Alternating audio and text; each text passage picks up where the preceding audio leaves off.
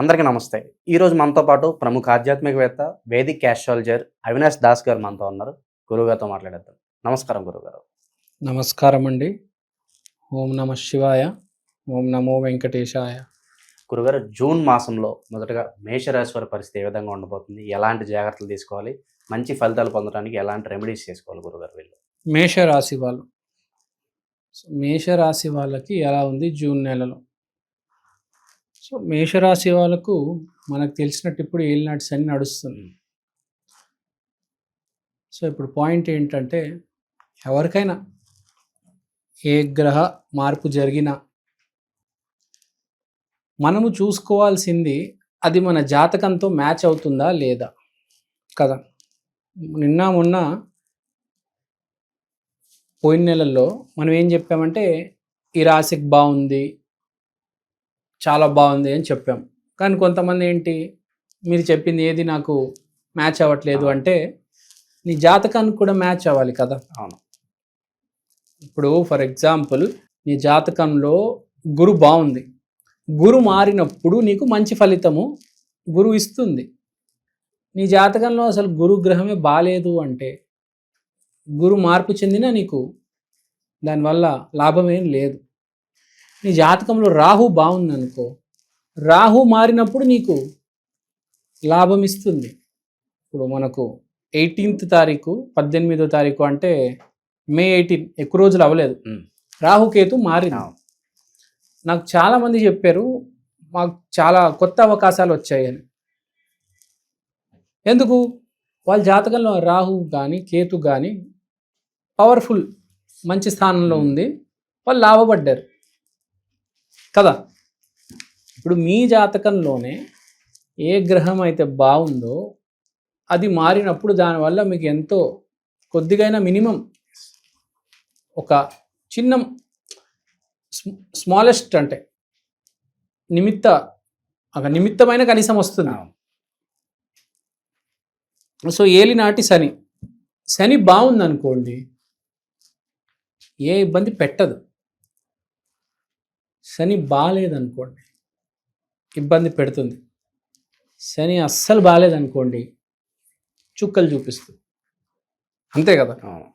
So first మనం తెలుసుకోవాల్సింది ఏంటంటే, మన జాతకంలో, మన జన్మ జాతకంలో ఏ గ్రహాలు బాగున్నాయి, ఏ గ్రహాలు బాలేవు. మనకు మేజర్గా 4 గ్రహాలు: గురు, రాహుకేతు, శని. ఈ 4 చూసుకోవాలి. దీంట్లో ఏది బాగుంది ఏది బాలేదు అని మీరు తెలుసుకుంటే మీకు అర్థమైపోతుంది మీ లైఫ్ స్టైల్. ఇంకో రకంగా ఉంది ఇక్కడ. మనకు భగవద్గీతలో ఏం చెప్పారంటే, ప్రసాద బుద్ధి అంటే ఏంటి? నీ జీవితంలో ఏం జరిగినా దాన్ని దేవుడు ప్రసాదంగా భావించి స్వీకరిస్తే చాలా బాగుంటుంది. నాకు ఇది ఎందుకు జరిగింది అని ఎప్పుడు ప్రశ్నించకూడదు. ఏది జరిగినా దానికి కారణం నువ్వే. నీకు జాబ్ వచ్చినా, నువ్వు జైలుకి వెళ్ళినా దానికి కారణం నువ్వే. ఏలినాటి శనిని, దేవుణ్ణి నిందించడం కాదు. నువ్వు తప్పు చేస్తే జైలుకి వెళ్తావు. మంచి పని చేసి జాగ్రత్తగా చదువుకొని ఉంటే జాబ్ వస్తుంది కదా. నువ్వు గనక అర్హత తెచ్చుకుంటే నీకు ఏదైనా వస్తుంది. నాకు ఎప్పుడు వస్తుంది అని ఏడవకూడదు. అర్హత వస్తే ఇవాళ ఇప్పుడే వస్తుంది. లేదు కాబట్టి ఏడుస్తున్నావు. భగవద్గీతలో ఏం చెప్పారు? ఏడవద్దు, గివ్ యువర్ బెస్ట్. నువ్వు నీ ప్రయత్నం చెయ్యి, అంతే. వచ్చిందా రాలేదా దాని గురించి ఆలోచించకు. ఏది వచ్చినా ప్రసాద బుద్ధి, భగవద్గీతలో ఏది వచ్చినా దేవుడు ప్రసాదంగా దాన్ని స్వీకరించు. వాడు చదువుకున్నాడు, నువ్వు చదువుకున్నావు, కానీ వాడికి జాబ్ వచ్చింది, నీకు రాలేదని బాధపడకు, ఒప్పుకో, అంతే. Accept it. సో ఈ మేషరాశి ఏలినాటి శని ఉంది కాబట్టి మీకు చెడు జరిగినా మంచి జరిగినా దాన్ని యాక్సెప్ట్ చేస్తే బాగుంటుంది.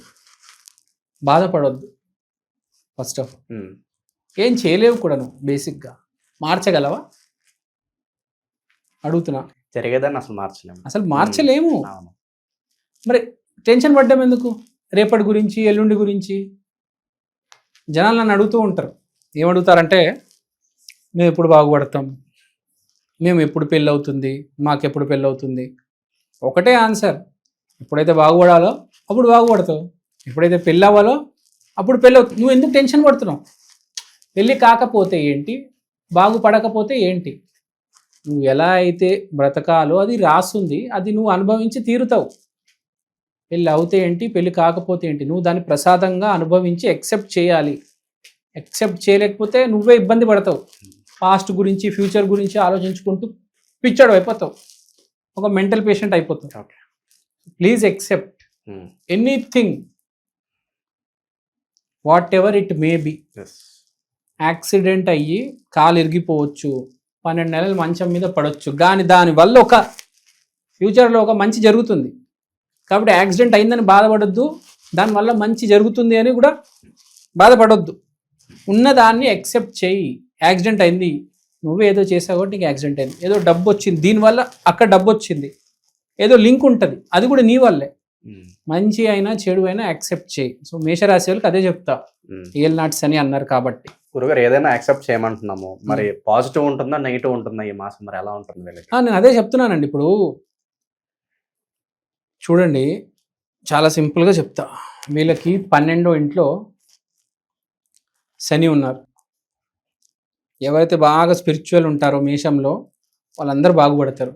ఎవరైతే స్పిరిచువల్ లేరో, దేవుడి గురించి ఇష్టం వచ్చినట్టు మాట్లాడారో, దేవుడు లేరు అన్నారో వాళ్ళందరూ ఇబ్బంది పడతారు. ఈసారి 1 లైన్ ఆన్సర్. ఇప్పుడు దాకా నువ్వు దేవుడిని నమ్ముకున్నావా, గుళ్ళు గోపురాలకు వెళ్ళావా, బాగుపడతావు. దేవుడు లేడు అని ఇష్టం వచ్చినట్టు ఎక్కడ పడితే అక్కడ స్టేట్మెంట్స్ ఇవ్వడం, అంటే లేడు అని సరే ఓకే, నువ్వు లోపల పెట్టుకో, అది బయట 100 మందికి చెప్పి వాళ్ళకున్న నమ్మకాన్ని పోగొట్టడం, ఇలాంటి పిచ్చి పనులు చేస్తే ఇబ్బంది పడతావు ఈ నెల. 1 లైన్ ఆన్సర్. ఓకే. ఇప్పుడు వీళ్ళకి శుక్రుడు 1వ ఇంట్లో, సూర్యుడు 3వ ఇంట్లో, కుజుడు 5వ ఇంట్లో. కుజుడు 5వ ఇంట్లో అంటే మళ్ళీ శనికి వీళ్ళకి లింక్ వస్తుంది. ఏంటి, నువ్వు గనక పాజిటివ్ ఉన్నావు, ముందు కూడా ఉన్నావు, దీని ముందు కూడా ఒక 10 ఏళ్ళకు ముందు నుంచి పాజిటివ్ ఉన్నావు అంటే ఇప్పుడు చాలా విపరీతంగా మంచి టైం నీకు. ఈ నెల బాగా ఎంజాయ్ చేస్తావు, విపరీతంగా ఎంజాయ్ చేస్తావు. ఉన్నవాళ్ళు ప్రాపర్టీలు కొంటారు, లేని వాళ్ళు చిన్న చిన్న స్థలాలు కొంటారు, చిన్న చిన్న సెంట్ భూములు అంటారు. డబ్బులు లేని వాళ్ళు సెంట్ భూములు కొంటారు, డబ్బున్న వాళ్ళు గజాల్లో కొంటారు. భూమి కొనడం గ్యారంటీ, కానీ ఎవరికి మీ జాతకం మ్యాచ్ చేయాలి, దానికి మ్యాచ్ అవ్వాలి. అందరు కొనరు, మీ జాతకం మ్యాచ్ అవుతే కొంతమందికి మ్యాచ్ అవుతుంది, వాళ్ళు కొంటారు. తర్వాత శుక్రుడు లగ్నంలో ఉన్నారు కాబట్టి చాలామంది బాగా రెడీ అవుతారు. ఈ నెల మంచి బట్టలు వేసుకోవడం, దువ్వుకోవడం, ఆడవాళ్ళైతే నెక్లెస్లు, వడ్డానం, వాచ్, అలంకరణ మీద ఎక్కువ శ్రద్ధ వహిస్తారు. అలంకరణ మీద శ్రద్ధ వహిస్తారు. తర్వాత పిన్ పాయింటెడ్ ఫోకస్ అనేది చాలా చాలా వరకు ఫోకస్ అనేది పిన్ పాయింటెడ్ మీద ఉంటుంది. అంటే I'm sorry to explain, but అంటే మీరు ధైర్యం తెచ్చుకొని ఒక గోల్ వైపు అడుగు వేస్తారు. సింపుల్గా చెప్పాలంటే ఫస్ట్ ధైర్యం బాగా ఉంటుంది, ఒక అడుగు వేస్తారు, సక్సెస్ అవుతారు. సో జూన్ మాసం బాగుంది మేషరాశి వాళ్ళకి. No need to worry, very good. ఒక్కటి గుర్తుంచుకోండి, అన్ని పాజిటివ్ ఉన్నాయి. శుక్రుడు మీ ఫేవర్లో ఉన్నాడు, సూర్యుడు మీ ఫేవర్లో ఉన్నాడు, బుధుడు మీ ఫేవర్లో ఉన్నాడు, కుజుడు మీ ఫేవర్లో ఉన్నాడు. ఒకటే కండిషన్, ఏలినాటి శని గనక మీ జాతకంలో బాగుందంటే ఈ జూన్ నెల మీకు బాగుంది. శని గనక మీ జాతకంలో కొంచెం ప్రాబ్లమాటిక్గా ఉన్నాడు అంటే ఈ జూన్ నెల మీకు కొంచెం ప్రాబ్లమాటిక్గా ఉంటుంది. ఇది మేషరాశి వాళ్ళకి. రెమెడీస్ గురించి మాట్లాడదాం. యాక్చువల్గా a remedy does not exist, there is no remedy. చిన్న చిన్న వాటికి ఉంటుంది రెమెడీ. దృఢ కర్మలకు అయితే ఉండదు.